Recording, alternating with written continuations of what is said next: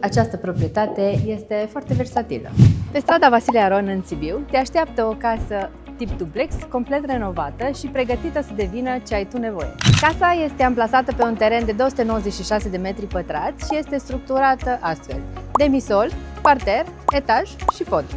La demisol avem două spații tehnice și o baie, parterul, compus din living cu bucătărie open space, dormitor sau birou în funcție de nevoie, baie și un spațiu tehnic.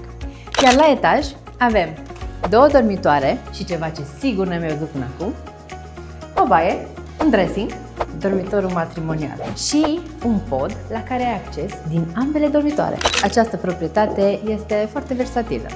Poți să o transformi fie în locuința mult visată sau, de ce nu, într-un spațiu de birouri elegant. În funcție de destinația pe care o alegi, această proprietate are 3 căi de acces: prin demisol, intrarea principală și intrarea secundară prin curtea din spate. Iar în curtea din spate ai acces auto, iar mașina poți să o lași direct în garaj.